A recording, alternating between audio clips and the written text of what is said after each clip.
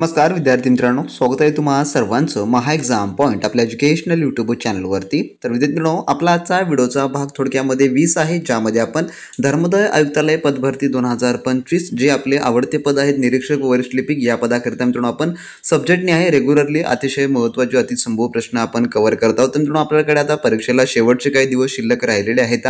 येत्या नोव्हेंबर महिन्यामध्ये मित्रांनो आपल्या संभव परीक्षेचं वेळापत्रक देखील आता मित्रांनो जाहीर होण्याचे चान्सेस आहेत। तर त्या दृष्टिकोनातून आपण परीक्षाभिमुख जेवढे काही होतील अतिशय महत्त्वाचे अतिसंभव प्रश्न आपण रेग्युलरली पाहत आहोत। जर मित्रांनो तुम्ही अजूनही आपल्या चॅनलला सबस्क्राइब केलं नसेल मित्रांनो सबस्क्राइब करून घ्या, जेणेकरून तुम्हाला संपूर्ण काही धर्मोदयाचे अपडेट सर्वात प्रथम पाहायला मिळणारे असेल। तसंच तुम्ही आपला टेलिग्राम ग्रुप देखील जॉईन केला नसाल तर या व्हिडिओच्या डिस्क्रिप्शन बॉक्समध्ये आपल्या ऑफिशियली टेलिग्राम ग्रुपची लिंक आहे, तिथून मित्रांनो आपल्या टेलिग्रामवर देखील तुम्ही जॉईन होऊ शकता व त्या ठिकाणी देखील सर्व काही अपडेट वेळोवेळी तुम्ही मित्रांनो पाहू शकता। तर मित्रांनो आपण आज जे आहे स्पेशली आपण बुद्धिमत्तेवर आधारित काही महत्त्वपूर्ण प्रश्न घेऊन आलेला होता, जे की मित्रांनो तुमच्या सिलेबसवर आधारित परफेक्टली येणारे असतील आणि तुमच्या परीक्षेमध्ये देखील 100% असेच तुम्हाला प्रश्न पाहायला मिळणारे असतील। त्यामुळे व्हिडिओमधला प्रत्येक प्रश्न इम्पॉर्टंट आहे। ज्या प्रकारचे मी तुम्हाला प्रश्न या ठिकाणी शिकवणार आहे त्या प्रकारचे प्रश्न तुम्हाला परीक्षेमध्ये पाहायला मिळणारे असतील, त्यामुळे व्हिडिओला शेवटपर्यंत आणि काळजीपूर्वक पहा मित्रांनो। तर यामधला मित्रांनो आपला प्रश्न क्रमांक पहिला असा आहे, जो की प्रश्न एक काय म्हणतो पहा, की एका व्यक्तीच्या चित्राकडे निर्देश करत म्हणजे की बोट दाखवत म्हणू शकतो आपण किंवा इशारा करत, तर निर्देश करत रितू म्हणते, तो माझ्या मुलाच्या पत्नीच्या एकुलत्या अविवाहित भावाच्या एकुलत्या भाच्याचा आजोबा आहे, तर त्या व्यक्तीचे ऋतूशी काय नाते आहे। तर आता हे संपूर्ण नातेसंबंध हे झालं, परंतु आपल्याला शेवटी काय सांगायचं आहे की ऋतू आणि त्या व्यक्तीमधला संबंध नेमका काय आहे हे आपल्याला या ठिकाणी स्पष्टपणे मांडायचं आहे। तर प्रथमतः आपल्याला जे आहे ऋतूला अगोदर लक्षात ठेवावं लागणार असेल, कारण का ऋतू सोबत जे काही नाते बनतात तेच नाते जे आपल्याला शेवटी या ठिकाणी शोधायचं आहे। तर यामधला मेन कॅरेक्टर काय आहे ऋतू, म्हणून त्याकरता मी या ठिकाणी आर लिहून घेतो। तर आता ऋतू म्हणते काय म्हणते, तर ऋतू म्हणत आहे की तो माझ्या मुलाच्या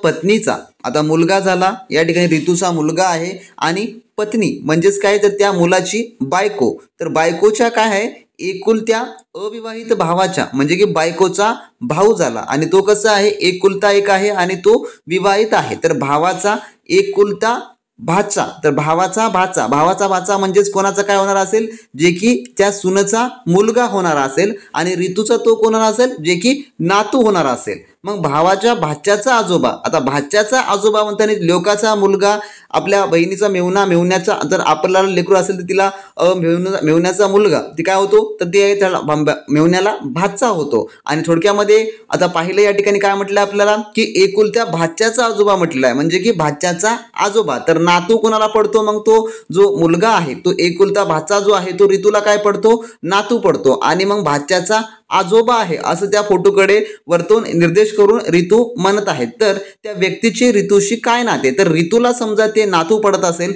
तर मग त्या भाच्याचा जो आजोबा आहे तो भाच्याला जो आजोबा पडतो, तर आजोबा आणि ऋतूचं नातं काय होणार असेल, जे की नवरा बायकोचं नातं होणार असेल, पती पत्नीचं नातं या ठिकाणी होणार असेल। तर मग त्या व्यक्तीशी ऋतूचं काय नातं आहे, तर ते व्यक्ती कोण आहे ऋतूचा, तर तो थोडक्यामध्ये पती हा होणारा असेल, जे की आपलं ऑप्शन नंबर ए मध्ये आपल्याला पाहायला मिळतं। ऑप्शन नंबर ए या ठिकाणी याचं जे आहे ते उत्तर होणार असेल। तर मित्रांनो रिलेशन टाईपवरचे जे काही नातेसंबंधचे प्रश्न असतात ते तुम्हाला अतिशय सोपेच असतात परीक्षेमध्ये, फक्त आपल्याला ते डोकं शांत ठेवून समजून घेणं अतिशय इम्पॉर्टंट आहे। तर एका व्यक्तीच्या चित्राकडे निर्देश करत आहे, तर एका म्हणजे की समजा समोर भिंतीला फोटो लावून आहे आणि तो समजा मृत व्यक्ती आहे, तर त्या मृत व्यक्तीकडे देखील ऋतू समजा वयस्कर असेल, ऋतू तिचं वय 60-70ला असेल आणि ती एखाद्याला सांगत असेल की बाबा ते त्याचे आजोबा आहेत वगैरे वगैरे, जे की एक्सपायर झालेली देखील घटना असू शकते। तर या चित्राकडे म्हणताना या इन्सिडेंट मध्ये की समजा ते आजोबा आता वारलेले आहेत आणि ऋतू जी आहे त्यांची विधवा पत्नी आहे, जे की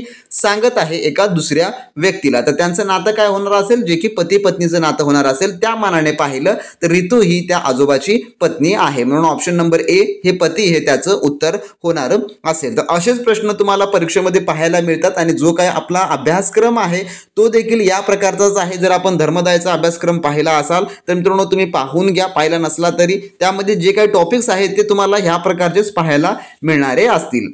त्यानंतरचा प्रश्न आपला 2 असा आहे पुढचा प्रश्न काय म्हणतो पहा, एक्सने व्हायची ओळख करून देताना म्हटले, काय याने एक्सने व्हायची ओळख करून देताना म्हटले की तो माझ्या वडिलांच्या वडिलांचा नातीचा पती आहे. तर व्हायचे एक्सशी काय नाते आहे, तर व्हायचे एक्सशी या ठिकाणी काय नातं आहे. तर या ठिकाणी हे देखील एक थोडा कॉम्प्लिकेटेड प्रश्न वाटतो आपल्याला. तर या ठिकाणी नातेसंबंध खूप वेगळा आहे, कारण या ठिकाणी एक वंशावळ पद्धत लागलेली आहे. तर वंशावळ पद्धत कशा प्रकारे आहे, तर काय म्हटलेलं आहे की एक्सने व्हायची ओळख करून देताना, कोणाची, एक्सने जे आहे कोणाची ओळख करून देत आहे, तर व्हायची. तर एक्सने जे आहे व्हायची ओळख करून देत आहे आणि म्हटलेलं आहे की तो माझ्या वडिलांच्या वडिलांच्या, म्हणजे वडिलांचा वडील म्हणजेच काय या ठिकाणी आजोबा आला जो की एक्सचा, त्यानंतर एक्सचे वडील आले, त्यानंतर काय म्हटलं की नातीचा पती आहे.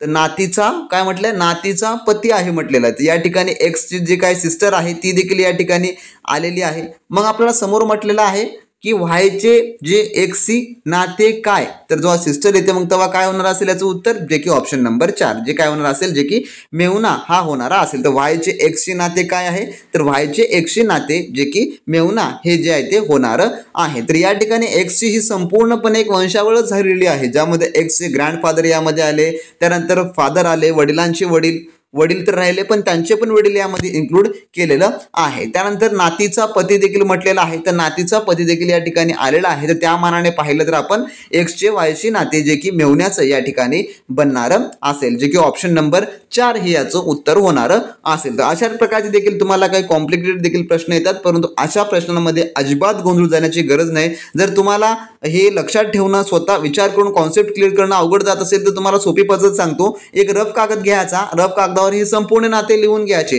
पुन्हा त्यानंतर त्यांना अशा प्रकारच्या ॲरोनं त्यांना जे आहे एकमेकाशी कनेक्ट करायचं आणि जे शेवटचं नातं उरतं का त्या नात्यासोबत आपल्याला ते जोडून टाकून द्यायचं. फायनली आपल्याला त्याचं उत्तर जे आहे ते मिळून जाणार असेल. तर तुम्हाला जास्त अवघड वाटत असतील अशा स्वरूपाचे प्रश्न त्या केसेसमध्ये तुम्हाला अशा प्रकारचे एक मांडणी करून, जे की रेषांद्वारे, जसं की या ठिकाणी एक्स आहे पुन्हा वायचं एक्स, या प्रकारे तुम्ही त्या ठिकाणचे संपूर्ण नातेसंबंध जे प्रश्नामध्ये विचारलेलं आहे ते तुम्ही त्या ठिकाणी मांडून त्याचं उत्तर क्विक पद्धतीमध्ये मित्रांनो तुम्ही शोधू शकता. त्यानंतरचा पुढील प्रश्न पाहू, जो की आता आकृती बेसिक वरचे क्वेश्चन्स. आणि आपल्याला पाहायला गेलं तर रिझनिंग सेक्शनमध्ये तुम्हाला सर्वाधिक जास्त आकृत्या हेच येणार असतील. 100% आकृत्या तुम्हाला पाहायला मिळतात आणि अवघड आकृत्या नसतात. जर तुम्ही आकृत्या समजून घेतलात, आकृत्या तुम्हाला जे काही पाहायची ओळखायची जर तुम्हाला ट्रिक्स माहिती असतील तर तुम्ही 100% तुम्ही अशा प्रकारच्या प्रश्नांमध्ये एकही नाही अर्धाही मार्क तुम्ही मिस करणार नाही, हे मी तुम्हाला गॅरंटी देतो. तर आकृतीमध्ये काय म्हटलेलं आपल्याला, खालील आकृतीमधील वेगळी आकृती शोधा. तर यापैकी वेगळी आकृती आपल्याला कोणती दिसत आहे, तर वेगळी आकृती ओळखायला या ठिकाणी आपल्याला सांगितलेलं आहे. तर आपल्याला सुरुवातीला संपूर्ण 4ही आकृत्या पाहणं अतिशय इम्पॉर्टंट आहे. या आकृत्या पाहिल्यानंतर आपल्याला जे आहे नंतर याचं जे काही उत्तर ते शोधता येतं. तर यामध्ये सुरुवातीला पहिली आकृती जर पाहिली तर यामध्ये आपल्याला संपूर्ण जे काही 4ही कोण आहे त्या चौरसाची, पहिली आकृती चौरसाची दिलेली आहे. तर 4ही समान भागामध्ये विभाजित हा चौरस या ठिकाणी आपल्याला दिलेला आहे. हे संपूर्ण जे भाग आहेत ते सर्व काही समान आहे. त्यानंतर दुसरी आपण जर पाहिलं जे काही षटकोनाची आकृती आहे, तर षटकोनाच्या आकृतीमध्ये 4 समान भागामध्ये विभाजित षटकोन या ठिकाणी आपल्याला दिलेला आहे, या ठिकाणी तुम्ही पाहू शकता. त्यानंतर तिसरी आकृती पाहिलं तर 4ही समान भागामध्ये विभाजित वर्तुळ या ठिकाणी आपल्याला पाहायला मिळते. परंतु जी चौथी आकृती आहे आपली ती आपल्या थोडक्यामध्ये भिन्न वाटत आहेत, कारण का यामध्ये 4ही असमान त्रिकोणामध्ये विभाजित त्रिकोण दिलेलं आहे. तर एक असा त्रिकोण आहे, एक असा त्रिकोण आहे, एक असा त्रिकोण आहे, अशा प्रकारे एक प्रकारची ही आकृती यामध्ये गटात न बसणारी आहे. मग पर्यायी उत्तर कोणतं होणार असेल, जे की ऑप्शन नंबर आपलं 4 हे होणार असेल. तर ऑप्शन नंबर 4 या ठिकाणी ही आकृती जी आहे जी की गटात न बसणारी आहे. तर तुम्हाला अशा प्रकारचे प्रश्न परीक्षेमध्ये जास्तीत जास्त येणारे आहेत, कारण का आपला सिलेबस कमी आहे आणि 25 प्रश्न त्यावर इन्क्लूड करायचे म्हटल्यावर तुम्हाला जास्तीत जास्त आकृत्याच येणाऱ्या असतील आणि आकृत्यावरच तुम्हाला सर्वाधिक जास्त गुण मिळाले पाहिजे. जर तुम्हाला 25 पैकी 25 गुण मिळवायचे, 25 पैकी 50 पैकी 50 जर गुण त्या ठिकाणी तुम्हाला घ्यायचे असतील, 25 पैकी 25 प्रश्न तुम्हाला बरोबर आणायचे असतील मित्रांनो, त्यासाठी तुम्ही आपली अजूनही स्पेशल बॅच जॉईन केलं नसाल तर लगेच मित्रांनो तुम्ही जॉईन करून घ्या. मित्रांनो तुम्ही अजूनही धर्मादाय आयुक्तालय भरती 2025च्या निरीक्षक, वरिष्ठ लिपिक व इतर पदांसाठी असलेली आपली एकमेव specially live plus special recorded batch तुम्ही जर मित्रांनो घेतले नसाल तर लगेचच्या लगेच मित्रांनो या व्हिडिओच्या डिस्क्रिप्शन बॉक्समध्ये आपल्या ॲपची मित्रांनो लिंक दिली आहे, त्यावर तुम्ही क्लिक करून लगेच आपली सध्याची डिस्काउंट ऑफर प्राइस मध्ये असलेली 549 मध्ये मित्रांनो आपली स्पेशल बॅच जॉईन करून घ्या. यामध्ये मित्रांनो तुम्हाला संपूर्ण काही तुमच्या पदानुसार आणि परिपूर्ण TCS पॅटर्ननुसार मित्रांनो A to Z आपण अभ्यासक्रम इन्क्लूड करून दिला आहे. त्यासोबतच लाईव्ह व्हिडिओ मध्ये देखील तुमचं संपूर्ण अभ्यासक्रम हा कव्हर करून घेतला जाणार असेल मित्रांनो. सर्व विषयाचे पेपर विश्लेषण व त्यासोबतच तुम्हाला 10 ऑनलाईन टेस्ट सिरीज प्लस 10 तुम्हाला PDF टेस्ट यामध्ये मित्रांनो सोडवायला मिळणार असेल, ज्यामुळे तुमची तयारी अतिशय परफेक्ट पद्धतीने होणार असेल. तर मित्रांनो तुम्ही आपली ही बॅच जॉईन केला तर तुम्हाला मार्केटमधलं कोणतंही बुक्स घेण्याची गरज पडणार नसेल, कारण का यामध्ये आपण स्पेशली सर्व विषयांचे आपण ई बुक देखील तुम्हाला इंटिग्रेट करून देत आहोत. त्यामुळे मित्रांनो तुम्हाला कोणत्याही बुक्सची देखील गरज पडणारी नसेल. तर तुम्हाला या परीक्षेमध्ये कोणत्याही परिस्थितीत यश मिळवायचं असेल तर मित्रांनो आपली एकमेव ही बॅच तुमच्यासाठी परिपूर्ण असणारी असेल, जे की कमी वेळेमध्ये तुमची 100% तयारी करून देणार असेल. जसं की तुम्ही जाहिरातीमध्ये पाहिलं असाल, परीक्षा जी आहे आपली ऑक्टोबर नोव्हेंबर मध्ये होणारी आहे, त्या दृष्टिकोनातून आपण स्पेशली आपली लाईव्ह प्लस रेकॉर्डेड बॅच आपण जॉईन सुरू केलेली आहे. तर लगेच आपली ऍप डाउनलोड करा आणि त्यातून मित्रांनो ही संपूर्ण काय आपली बॅच जॉईन करा आणि चांगल्या आणि उत्तम तयारीला आजपासून मित्रांनो तुम्ही तयारीला लागा. तर ज्या कोणी विद्यार्थी मित्रांनी अजूनही आपली टेस्ट सिरीज सोडवली नसेल किंवा आपल्या ई बुकचा अभ्यास केला नसेल किंवा ज्यांनी रेकॉर्डेड व्हिडिओ सिरीज आपली जर पाहिले नसेल तर मित्रांनो वेळ वाया घालू नका, लगेच बॅच जॉईन करून घ्या. डिस्क्रिप्शन बॉक्समध्ये लिंक आहे, त्यामध्ये तुम्हाला संपूर्ण हे टॉपिकचे जेवढे काही तुमच्या अभ्यासक्रमानुसारचे टॉपिक आहे ते संपूर्ण त्या ठिकाणी 100% मित्रांनो तुम्हाला कव्हर करून मिळणारे असतील. डिस्क्रिप्शन बॉक्समध्ये आपल्या ऑफिशियल ॲपची लिंक आहे, तिथून तुम्ही लगेच एनरोल करा आणि त्या ठिकाणी मित्रांनो सर्व काही तयारीला लागा. आणि परीक्षेचं वेळापत्रक जसं जाहीर होईल त्यानंतर देखील तुम्हाला आपण अतिशय महत्त्वाचे व सटीक प्रश्न त्या ठिकाणी आपण तुम्हाला उपलब्ध करून देणार आहोत. त्यामुळे वेळ वाया घालू नका, लगेच आपल्या ॲपला डाउनलोड करा आणि चांगल्या व उत्तम तयारीला लागा मित्रांनो. त्यानंतरचा पुढील आपला चौथा प्रश्न असा आहे, जो की काय म्हणतो पहा, की जुळणारी आकृती या ठिकाणी शोधा खालीलपैकी योग्य पर्यायद्वारे. तर या ठिकाणी आपल्याला योग्य पर्यायद्वारे जे आहे जुळणारी आकृती या ठिकाणी शोधायची आहे. तर आकृती मधला थोडक्यामध्ये तुम्हाला या ठिकाणी जो फरक जो आहे तो जाणून घ्यायचा आहे. तर या ठिकाणी प्रश्न आकृती आपल्याला या ठिकाणी दिलेली आहे. प्रश्न आकृतीनुसार या ठिकाणी जे आपल्याला दुसरी आकृती जे की याच्या जे काही जुळणारी आकृती आहे ती आपल्याला या ठिकाणी शोधायची आहे. तर यामध्ये आकृती आपल्याला दिलेली आहे आणि त्यासोबत काही पाने आहेत, जे की पाने देखील आपल्याला शोधणं तेवढंच इम्पॉर्टंट आहे. जर ही पाने मॅच होत असतील तर आपल्याला संपूर्ण काही या ठिकाणी शोधता येत असतं, कारण का यामध्ये पानेच इम्पॉर्टंट यामध्ये ऑब्झर्व करण्यासारखं आहे. ज्यामध्ये आकृत्या तुम्ही या ठिकाणी पाहू शकता, option A, option B, option C आणि ऑप्शन D च्या आकृत्या आपल्याला या ठिकाणी पाहायला दिलेले आहेत. तर यामध्ये आपण पाहिलं तर मित्रांनो आपल्याला ऑप्शन नंबर A ची आकृती या ठिकाणी मिळती जुळती दिसत आहे. कारण का आपण जर दुसऱ्या आकृत्या या ठिकाणी अनालाइज केलं, ज्यामध्ये B ऑप्शनच्या आकृतीचं जर पान आपण पाहिलं तर जे की थोडक्यात वेगळं आहे यामध्ये, आणि C मध्ये देखील अपोजिट दिलेलं आहे आणि D मध्ये देखील अपोजिट दिलेलं आहे. म्हणून ऑप्शन नंबर A या प्रश्नाचं जे योग्य ते आहे ते उत्तर होणार असेल. कारण का यामध्ये जर पाहिलं तर या तळाशी असलेलं पान जे की आपल्याला उत्तराकृती B, C व D मध्ये स्थितीमध्ये वेगळ्या स्थितीमध्ये दिसत आहे, म्हणून जे आहे ऑप्शन नंबर A याचं योग्य ते उत्तर होणार असेल. तुम्हाला अशा प्रकारे यांची जी आहे ती उत्तरे शोधावी लागतात. जास्त काय अवघड स्वरूपाचे प्रश्न असतात, जर तुम्ही याची वारंवार तुम्ही प्रॅक्टिस करत गेलात तर तुम्हाला अशा प्रकारचे प्रश्न तुम्हाला अतिशय कमी वेळेमध्ये मित्रांनो सोडवता देखील येतात. त्यानंतरचा आपला प्रश्न पुढील 5वा पाहू आपण, की खाली दिलेली आकृती पूर्ण करा. तर या ठिकाणी आपल्याला एक आकृती दिलेली आहे, प्रश्न आकृती, आणि त्यानुसार आपल्याला पुढील जे आहे त्याचा एक भाग घेऊन त्या ठिकाणी जो काही पूर्ण करायचा आहे. तर या ठिकाणी कोणता भाग बसवल्यानंतर जे की ही आकृती जी आहे ती पूर्ण होणारी असेल, कोणता भाग बसवल्यानंतर. तर प्रथमतः आपल्याला जे आहे आकृतीचा भाग पाहणं अतिशय इम्पॉर्टंट आहे. तर ही या ठिकाणची ही साईड ज्या प्रकारे आहे त्याच प्रकारे आपल्याला ह्या साईडमध्ये यापैकी योग्य ते क्रम लावून जे आहे त्या ठिकाणी थोडक्यामध्ये आपल्याला आकृती पूर्ण करायची आहे. तर मग कोणती आकृती या ठिकाणी येणारी असेल, तर या ठिकाणची जी येणारी आकृती आहे, जसं की या ठिकाणी तुम्ही साईडला जर पाहिलं तर यामध्ये साईडला जर पाहिलं तर हे दोन्ही जे काही काळे डॉट्स आहेत ते एकमेकाच्या जवळ आलेले आहेत. तर त्याच प्रकारे आपल्याला जे आहे या प्रकारेच आपल्याला ह्या भागामध्ये देखील ते काळे डॉट जे की मिळते जुळते घ्यावे लागणारे असतील. तर हे दोन्ही डॉट जवळ आहेत, म्हणून या ठिकाणचा आता जो वर डॉट आहे तो डॉट या ठिकाणी आपल्याला आणावा लागणार असेल. मग जसं तसं आपल्याला ती मांडणी करून घेऊन, परंतु त्यानंतरचा जे व्हाईट डॉट आहे तो व्हाईट डॉट देखील आपल्याला या ठिकाणी खाली वर करावा लागणार असेल. व त्यासोबतच आपल्याला जे आहे जो रेषा या ठिकाणी त्रिकोण आहे तो त्रिकोण देखील त्या ठिकाणी आपल्याला व्यवस्थितरित्या मांडावा लागणार आहे. म्हणून कोणतं पर्याय या ठिकाणी आपल्याला मिळणार असेल तर ते आहे पर्याय नंबर जे की सी हे याचं उत्तर होणार असेल। तर सीचा आपण पर्याय का घेतलेला आहे, कारण का या ठिकाणी काळा डॉट आहे, वर डॉट आहे, पण त्यानंतर पांढरा डॉट दोन्ही एकमेकाच्या जवळ येणारे असतील आणि जो त्रिकोण जो आहे तो या ठिकाणी जो की बसणारा असेल आणि जो काही रिकामी चौरसाचा भाग आहे चौकोनाचा तो भाग वेगळा या ठिकाणी होणारा असेल, म्हणून पर्याय नंबर सी या ठिकाणची जी आहे ती योग्य आकृती होणारी असेल, म्हणून ऑप्शन नंबर सी या प्रश्नाचं या ठिकाणी जे आहे ते उत्तर होणार असेल। काय होणार असेल, जे की ऑप्शन नंबर सी। तर या प्रकारचे तुम्हाला प्रश्न काही सोडवण्यासाठी परीक्षेमध्ये जे आहे ते विचारली जातात आणि तुम्हाला अशा प्रकारे त्याची अचूक उत्तरे निवडावी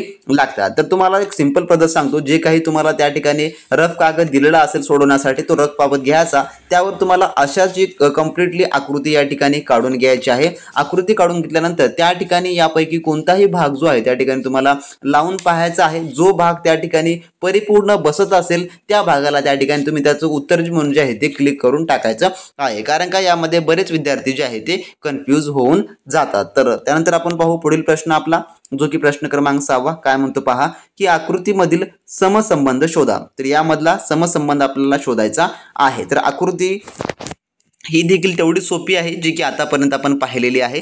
तर समसंबंध म्हणजेच काय, तर ह्या दोन आकृत्यांमधला जोच फरक आहे तोच फरक आपल्याला समोर ज्या क्वेश्चन मार्कच्या आकृतीच्या जागी आपल्याला शोधायचा आहे। तर पहिली आकृती कशी आहे, एक्स आहे, त्यानंतर डॉट दिलेला आहे, त्यानंतर दुसऱ्या आकृतीमध्ये एक्स आहे, वर डॉट आहे आणि खाली गुणाकाराचं चिन्ह आहे। आता या ठिकाणी एक साईड घेतलेली आहे, त्यानंतर त्याची अपोजिट साईड्स घेऊन वर घेतलेला आहे। त्याच प्रकारे आपल्याला आता या ठिकाणी प्लस दिलेला आहे, प्लसच्या एका बाजूला आपल्याला एक छोटा प्लस आपण म्हणजे थोडक्यामध्ये त्याला आपण क्रॉस म्हणू, तर प्लस आणि या एका बाजूला त्याच्या क्रॉस या ठिकाणी आपल्याला दिलेला आहे। तर यामध्ये जे काही गोल चिन्ह जे काही प्रतिघटवित लगतच्या भागात जाते, तर या भागाचा विरुद्ध भागामध्ये एक नवीन चिन्ह थोडक्यामध्ये की एक्स या ठिकाणी येते, म्हणून आपल्याला यामध्ये देखील त्याच प्रकारे मांडायचं आहे। जसं की आपण याला मांडण्याचा जर आपण प्रयत्न केला तर याच्या लगतची बाजू कोणती होणारी असेल, प्लसच्या, तर प्लस या ठिकाणी मी मांडून घेतो। तर याच्या लगतची बाजू कोणती होणारी असेल, तर याची लगतची बाजू थोडक्यामध्ये जी की होणारी जी बाजू आहे प्लसची तर ती होणारी असेल, ही होणारी असेल। पुन्हा त्यानंतर त्याची अपोजिट बाजू आपल्याला घ्यायची आहे, या ठिकाणी याची लगतची डॉटची घेतला आणि खाली अपोजिट घेतलेला आहे, मग याची अपोजिट बाजू जे की हेच होणारी असेल। म्हणजेच कोणती आकृती जे की आपल्याला पाहायला गेलं तर आपल्याला जे आहे सी मध्ये जे की पाहायला मिळते। पर्याय नंबर सी या प्रश्नाचं जे आहे थोडक्यामध्ये उत्तर होणार असेल। तर पर्याय नंबर सी ची आकृती या ठिकाणी जे की मिळती जुळती आपल्याला पाहायला मिळणारे असेल, कारण का त्याच्या लगतच्या बाजूमध्ये तो चिन्हांकित प्रतिघटक फिरत आहे जे की या आकृतीमध्ये, त्यामुळे आपण त्या आकृतीचा नियम आपण दुसऱ्या आकृतीमध्ये या ठिकाणी मांडलेला आहे। त्यामुळे ऑप्शन नंबर सी या ठिकाणी या प्रश्नाचं उत्तर होणार असेल। त्यानंतर आपला पुढील प्रश्न आहे, जो प्रश्न क्रमांक 7 काय म्हणतो पहा, की पर्यायामधून आकृतीचा योग्य भाग जोडून आकृती या ठिकाणी आपल्याला पूर्ण करायची आहे। तर कोणता भाग या ठिकाणी येणारा असेल, तर थोडक्यामध्ये हा भाग जो आहे तो तुटलेला भाग आहे आणि त्या ठिकाणी आपल्याला जोडायचा आहे। तर प्रश्नकृती आपली आकृती ही आहे आणि यामध्ये आपल्याला योग्य तो भाग या ठिकाणी जोडायचा आहे। तर कशा प्रकारे येणारा असेल, तर यामध्ये जर पाहिलं आपण तर पहिला हा त्रिकोण या ठिकाणी बसू शकतो का, तर बसू शकतो का, तर या ठिकाणी तो बसू शकत नाही, कारण का या ठिकाणी थोडा हा अँगल थोडा क्रॉस आहे, परंतु या ठिकाणचा जो त्रिकोण हा बाण जो दिलेला आहे तो अतिशय सटीक बाण आहे, त्यामुळे येणारा नसेल। आणि दुसरे बी आणि सी चे देख अजिबात बसणारे नाहीत, परंतु डी हा या ठिकाणी बसणारा असेल, कारण का तो तेवढ्याच प्रमाणामध्ये क्रॉस देखील आहे आणि तो या ठिकाणी सटीक बसणारा देखील आहे। त्यामुळे ऑप्शन नंबर डी याचं पर्यायी उत्तर होणार असेल। या ठिकाणी तुम्ही डायग्रामच्या माध्यमातून तुम्ही काढू पण शकता, तर या ठिकाणी हा डायग्राम अशा प्रकारे जो की बनणारा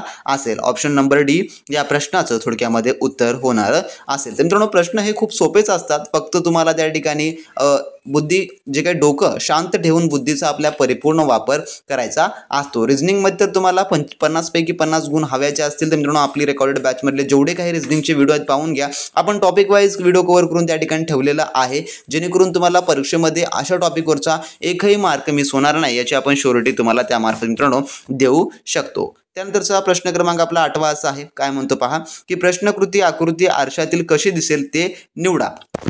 तर म्हणजेच काय, तर आरशामधील आकृती या ठिकाणी निवडायला सांगितलेलं आहे। तर या ठिकाणचा आपल्याला पहा जे काही आरशातील आकृती आहे या प्रकारची आहे त्यानंतर जे आहे आरशामध्ये कसे दिसेल हे उत्तराकृती आकृतीमध्ये आपल्याला शोधायचं आहे. तर अशा प्रकारचे प्रश्न सोडवते वेळेस प्रश्नाकृतीत उजवीकडे असलेला लहान वर्तुळ आरशात डावीकडे दिसेल हे एक लक्षात ठेवून घ्या तुम्ही. जे काही आपला आता या ठिकाणी वर्तुळ लहान वर्तुळ जो आहे या ठिकाणी दिलेला तर हा लहान वर्तुळ कसा दिसेल, जे की आरशामध्ये कोण्या बाजूला दिसेल, जे की डावीकडे दिसणारा असेल. तर आकृती क्रमांक आपण जर पाहिलं जर या ठिकाणी ए सी व डी जी मध्ये जी की अशी स्थिती आपल्याला पाहायला मिळते, म्हणजे की डाव्या साईडला ह्या साईडचं ह्या साईडला आलेला दिसते. तर आकृतीमध्ये ह्या दिसते म्हणून याची चान्सेस आहेत की हे या ठिकाणी होऊ शकतं. पण ऑप्शन नंबर बी तर आता पहिल्या स्टेपमध्येच बाहेर झालेला आहे. तर पाहायला गेला आपण प्रश्न आकृतीत वरच्या दिशेत असलेला जो बाण आहे जो की उजवीकडे आहे, वरच्या दिशेचा बाण हा जो आहे उजवीकडे आहे, हा बाण आरशात डावीकडे दिसेल. कसं कुठे दिसेल, जो की डावीकडे दिसणारा असेल. तर बाण तर आता दोन्ही बाजूला आहे, बाण तर हा दोन्ही बाजूला आहे. मग यापैकी ए मध्ये दिसत नाही म्हणून ए आणि बी याचे बाहेर गेलेले आहेत. चान्सेस काय याचे आहेत, चान्सेस या ठिकाणी सी आणि डी मध्येच आता यापैकी कोणतंही होणार असेल. आता पुढे पाहू आपण की प्रश्नकृतीच्या खालच्या दिशेत असलेला बाण डावीकडे आहे, हा बाण आरशात उजवीकडे दिसेल, जे की उत्तर आकृती आपल्याला सी व डी मध्ये अशी स्थिती दिसायला मिळाली. म्हणून जे आपल्याला यापैकी कोणताही पर्याय होणार असेल. परंतु प्रश्नकृतीत मध्यभागी असलेली लहान जी आपली ही तिरपी रेषा आहे, या ठिकाणची तिरपी रेषे डावीकडून वरून खाली जाते, डावीकडे वरून जे थोडक्यामध्ये खाली जाते. तर या ठिकाणी ही आकृती याच्यामध्ये पाहिलं तर आपण ह्या ठिकाणी देखील सेमच आहे आणि ह्या ठिकाणी देखील थोडक्यामध्ये सेमच आहे. परंतु आरशामध्ये पाहता वेळेस त्यामध्ये थोडक्यामध्ये बदल होतो, जे की जसाच तसा राहत नाही. म्हणून ऑप्शन नंबर डी देखील या ठिकाणी कॅन्सल होणारा असेल आणि पर्यायी उत्तर उरलेलं कोणतं, जे की ऑप्शन नंबर सी हे याचं अंतिम उत्तर या ठिकाणी बनणार असेल. तर आरशामधल्या आकृत्या सोडवते वेळेस तुम्हाला अशा प्रकारे प्रत्येक आकृतीसोबत थोडक्यात ऑब्झर्वेशन करावं लागतं आणि त्यानंतर जे आहे त्याचं योग्य उत्तर तुम्हाला शोधावं लागतं. तर आरशामधल्या आकृतीमध्ये आपल्याला पहिलं तर हे पाहायचं आहे की याच्या आधी सुरुवातीला मिळते जुळते कोणते नाहीत. यापैकी हे दोन मिळते नाहीत, यांना यांच्यावर वेळच वाया घालायचं नाही, यांना मनातून काढून टाकून द्यायचं. मग जे मिळते जुळते आहेत त्यामध्ये पाहायचं आणि अशा प्रकारची एखादी बारीक खूण त्या ठिकाणी केलेलीच असते आणि त्या बारीक खुणेमधून आपल्याला ते शोधायचं असतं, ज्यामध्ये मी तुम्हाला हे संपूर्ण शोधून दाखवलेलं आहे. आणि पर्यायी उत्तर कोणतं निघालेलं आहे, मी या ठिकाणी पर्यायी उत्तर जे आहे आपलं ऑप्शन नंबर सी हे या ठिकाणी निघालेलं आहे. आणि असेच प्रश्न तुम्हाला परीक्षेमध्ये असतात, फक्त तुम्हाला अशा प्रकारच्या प्रश्नांची प्रॅक्टिस करायला पाहिजे. आणि प्रॅक्टिससाठी आपली टेस्ट सिरीज अवेलेबल आहे, त्यामध्ये 2 टेस्ट आपण कालच तुम्हाला दिलेल्या होत्या, ज्यामध्ये आज एक टेस्ट आपण तुम्हाला ऍड करून देणार आहोत. त्यानंतरचा आपला प्रश्न 9 असा आहे, खालील आकृतीमध्ये कागदाची घडी केली आहे, जर समजा कागद पूर्णपणे उघडल्यास कशी दिसेल तो योग्य पर्यायातून निवडायचं आहे. तर आता कागद आहे, कागदाचे 4 भाग होतात, 4 भाग मध्ये आपण त्याला फोल्ड करतो आणि फोल्ड केल्यानंतर जे आहे जे भाग आता आपल्याला पॉइंटेड ठेवलेला आहे तो पॉइंटेड आपल्याला या ठिकाणी शोधायचा आहे. तर आता या ठिकाणची बघा 4 भागाची घडी या ठिकाणी केलेली आहे आणि आता घडी करून तो एक एक भाग उघडत आहे. त्यामध्ये एक भाग हा उघडलेला आहे, त्यानंतर हा भाग आणि हा भाग आपल्याला या ठिकाणी उघडायचा आहे. तर उघडल्यानंतर तो भाग कसा दिसणारा असेल, तर या ठिकाणी तुम्हाला पाहू शकतो तुम्ही या ठिकाणी कोर जो आहे या ठिकाणी चंद्रकोर आपल्याला पाहायला मिळत आहे. तर सिंपलचा फंडा आहे, या ठिकाणी मी थोडक्यात झूम करतो. सिंपलचा फंडा आहे, खूप अतिशय सोपा आहे. तर या ठिकाणी हा भाग कसा बनणारा असेल, जे की वर्तुळ स्वरूपी येणारा असेल. तर वर्तुळ स्वरूपी आपल्याला काय मध्ये दिसतं, ए मध्ये दिसत नाही, बी मध्ये दिसत नाही, डी मध्ये देखील दिसत नाही आणि पर्याय नंबर आपल्याला सी मध्ये दिसणार असेल. मग याचं उत्तर कोणतं होणार असेल, जे की ऑप्शन नंबर सी होणार असेल. कारण का या ठिकाणचा जो गोल सर्कल आहे तो मध्यभाग आहे ना, कारण का हा थोडी एका बाजूला आहे म्हणताना तो सर्व बाजूलाच असणार असेल, त्यामुळे हे आपलं पर्याय नंबर सी उत्तर होणार असेल. पर्याय नंबर सी चं हे उत्तर होईल. बाकी सर्व ए बी डी जे की या प्रकारचे कोणतेही या ठिकाणी नाहीत, परंतु पर्याय नंबर सी आपल्याला या ठिकाणी पाहायला मिळणार असेल. तर जे फोल्डेड कागदाचे स्वरूपाचे प्रश्न असतात ते थोडक्यामध्ये याच प्रकारचे असतात. याहून तुम्हाला अधिक कोणताही प्रश्न वेगळा जो की विचारला जात नाही, हे तुम्ही या ठिकाणी लक्षात ठेवून घ्या. त्यानंतरचा आपला पुढील प्रश्न जो की पाहू आपण, प्रश्न आपला 10वा आहे. तर प्रश्न 10वा देखील तेवढाच इंटरेस्टिंग आहे बरं का, कारण का यामध्ये देखील काही कॉन्सेप्ट्स आहेत आपल्याला जे की क्लिअर करून सांगायचे तुम्हाला असतात. तर त्यानंतर प्रश्न 10वा काय म्हणतो पहा, की एका विशिष्ट सांकेतिक भाषेत लंचला कसं लिहितात, NWPEG असे लिहिले जाते आणि फॅथला HCKVG असे लिहिले जाते. तर त्या भाषेमध्ये स्पेस कसे लिहिले जाईल. तर अशा प्रकारचे प्रश्न सोडवते वेळेस सुरुवातीला आपल्याला जे आहे या दोघांचा संबंध काय आहे, त्यानंतर या दोघांचा संबंध काय आहे, त्यानंतर याच्यासोबत जे काही संबंध येणार असेल ते आपल्याला या ठिकाणी शोधायचं असतं. तर लंच आणि NWPEG यामधला कोणता संबंध आहे ते आपल्याला पाहावं लागणार असेल. तर हे पाहण्यासाठी तुम्हाला ए पासून ते झेड पर्यंतचे जेवढे काही अल्फाबेटिकल नंबर्स आहेत ते तुम्हाला तोंडपाठ असणं अतिशय इम्पॉर्टंट आहे. तर जसे की या ठिकाणी सांगायचं झालं तर ए ला 1 क्रमांक येतो, बी ला 2 क्रमांक येतो, सी ला 3 क्रमांक येतो, डी ला 4 क्रमांक येतो. अशा प्रकारे 1 पासून झेड पर्यंतचे संपूर्ण काही तुम्हाला जे काही अक्षर माहित आहेत इंग्रजी मूळाक्षर ते तुम्हाला माहिती असणं अतिशय इम्पॉर्टंट आहे. कारण का त्याच्या क्रमवारीनुसारच तुम्हाला याची उत्तरे या ठिकाणी काढता येतात. जसं की मी या ठिकाणी तुम्हाला पटापट सोल्युशन्स करून जातो. जसं की एल हा अल्फाबेटिकल नंबर किती नंबरला येतो, तर तो येतो 12व्या नंबरला येतो. या ठिकाणी जर आपण पाहिलं तर 12व्या नंबरला येतो. त्यानंतर एलच्या नंतर काय येतं, MN या ठिकाणी कितव्या क्रमांकाला येतो, मग LMN. तर या ठिकाणी N कितव्या नंबरला येतो, जे की N हा जो आहे Lच्या 2 सोडून म्हणजे की प्लस यामध्ये आपण 2 ऍड करू, प्लस 2 ऍड केल्यानंतर आपल्याला जे 14व्या क्रमांकाचा जो अक्षर आहे तो आपल्याला या ठिकाणी मिळतो. म्हणजेच की एलच्या नंतर N हे मिळतो. त्यानंतर जो काही लंच मधला पुढचा शब्द कोणता, यू आहे. तर यू हा कितव्या क्रमांकाला येतो, यू हा 21व्या क्रमांकाला येतो. आणि यामध्ये आपण प्लस 2 ऍड केल्यानंतर यूच्या नंतर दुसरा कोणता अंक आहे जे की प्लस 2 ऍड केल्यानंतर येणारा, जो की W हा आहे. तर W हा कितव्या क्रमांकाचा आहे, जो की 23व्या क्रमांकाचा.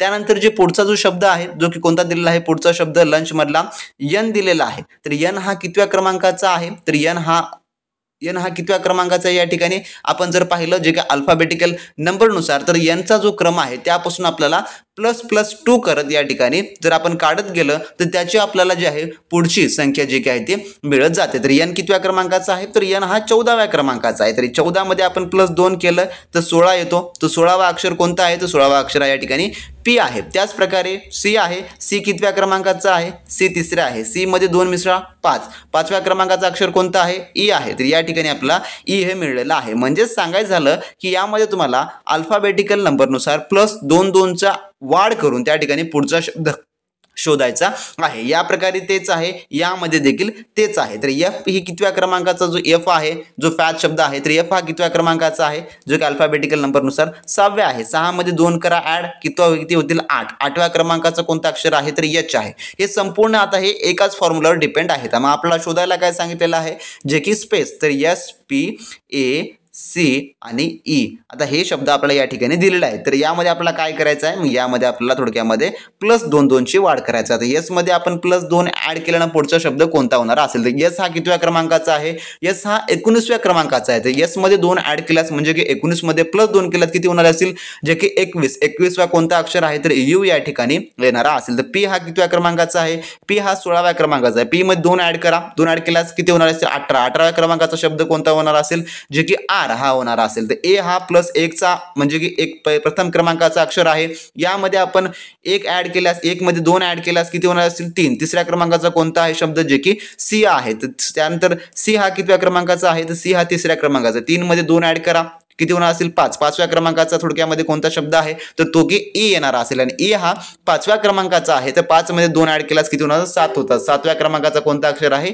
जे की J हा जो आहे या ठिकाणी होणार असेल. म्हणजेच काय निघालेला आहे जो शब्दक्रम URCEJ हा जो आहे थोडक्यामध्ये हा क्रम निघालेला आहे, जो की आपल्याला पर्याय नंबर या ठिकाणी पाहायला मिळतो. कायामध्ये मिळतो, जे की URCEJ पर्याय नंबर 4 मध्ये मिळतो. म्हणून पर्याय नंबर 4 हे याचं उत्तर होणार असेल. तर असे देखील काही प्रश्न असतात मित्रांनो, तुम्हाला कन्फ्यूज करण्यासारखे वाटतात, परंतु याची उत्तरे सोपी असतात जर तुम्हाला त्याच्या ट्रिकनुसार काढता आलं तर. आणि हेच एक याची अंतिम ट्रिक आहे. याहून वेगळं तुम्हाला काहीही परीक्षेमध्ये विचारलं जात नाही, हे मी तुम्हाला सांगून देत आहे. तुम्ही हे कायमस्वरूपी या ठिकाणी लक्षात ठेवून घ्या. त्यानंतरचा आपला प्रश्न क्रमांक जो काय 11वा आहे, जो की तुमच्यासाठी आपण स्पेशली ठेवलेला आहे क्वेश्चन फॉर यू मध्ये. तर वर ज्या प्रकारे सोडवलेला आहे त्याच प्रकारे हा प्रश्न तुम्हाला सोडवायचा आहे. प्रश्न काय आहे नीट पाहून घ्या. यामध्ये की एका सांकेतिक भाषेत जर सेंड हे 168 असे लिहिले तर त्याच सांकेतिक भाषेमध्ये जे काही पर्से कसे लिहिले जाईल. तर यासाठी काय या ठिकाणचं ऑप्शन जे की उत्तर येणार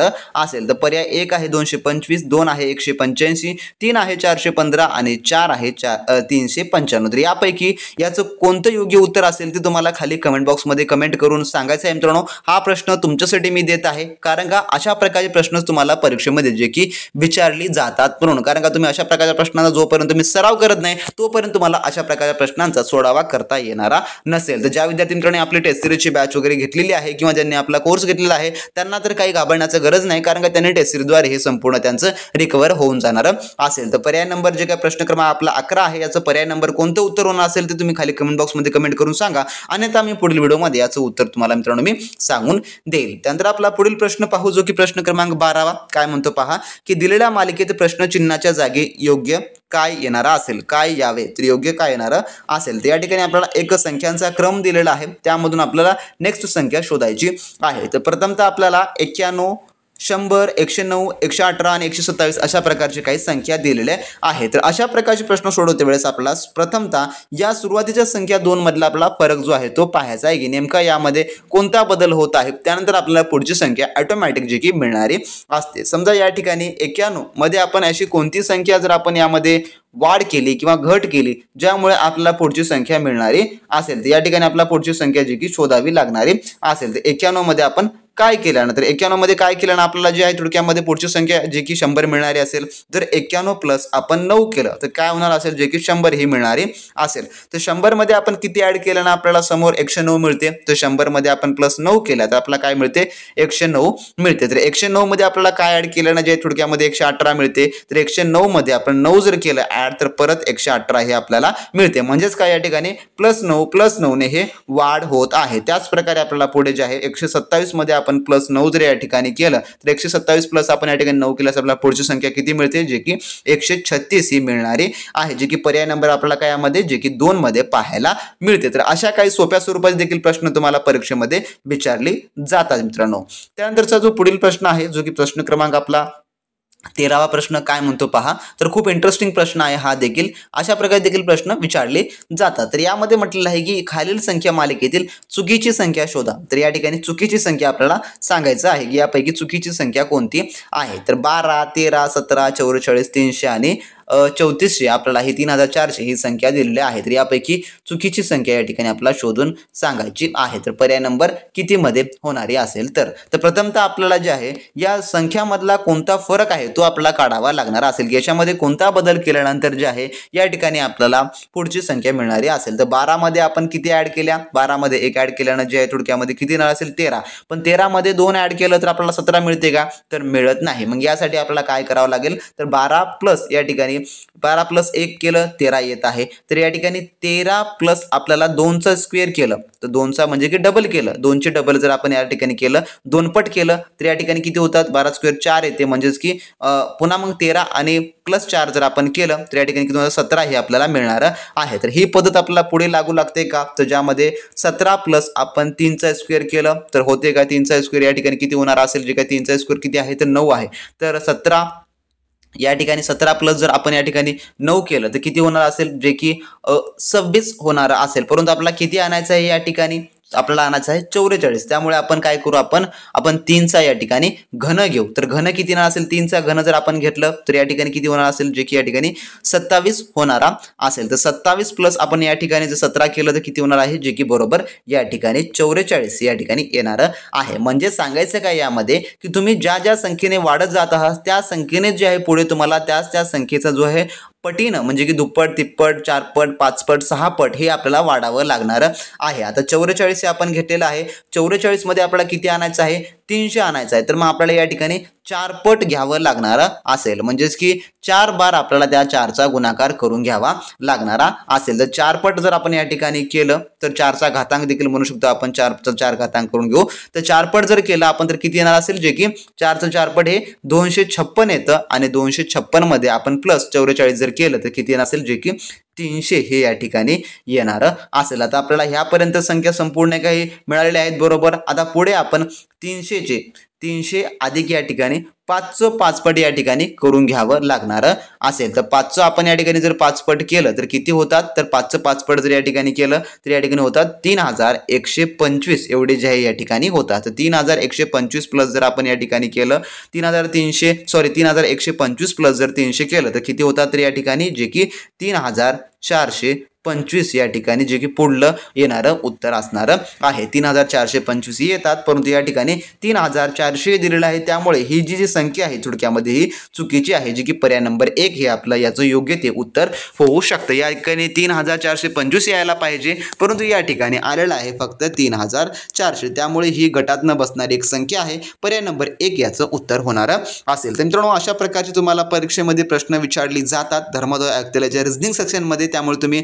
अशा प्रकारच्या प्रश्नांचा जास्तीत जास्त सराव तुम्ही चालू ठेवा. अशा प्रकारच्या कोणत्याही प्रश्नामध्ये तुम्ही मार्क मिस न करायचे असेल, तुम्ही लगेच आपली बॅच जॉईन करून घ्या मित्रांनो. डिस्क्रिप्शन बॉक्समध्ये आपल्या ॲपची लिंक आहे, त्यामुळे तुम्हाला संपूर्ण काही आपण मार्गदर्शन केलेलं आहे. तर मित्रांनो, सद्यस्थितीमध्ये त्यामध्ये आपले व्हिडिओज जे काय आहेत त्याचा तुम्ही परिपूर्ण अभ्यास करा. आपण जसं वेळापत्रक सुरू होईल त्यानंतर त्यामध्ये आपण धूमधडाके आपली सिरीज संपूर्ण काही सुरू होणारी आहे. कारण का आतापासून तुम्ही तयारीला फक्त प्रॅक्टिस स्वरूपात ठेवा, त्या ठिकाणी आपण रिव्हिजनमध्ये तुमचं सुपडा साप आपण कम्प्लिटली करून घेणार आहोत. लगेच डाउनलोड करा ॲप, त्यामध्ये कोर्स एनरोल करा आणि चांगल्या उत्तम तयारीला लागा मित्रांनो. तर भेटू नेक्स्ट व्हिडिओमध्ये नवीन प्रश्नांचं, नवीन माहिती, नवीन अपडेट सोबत. तोपर्यंत मित्रांनो, बी प्रॅक्टिस क्रॅक एक्झाम.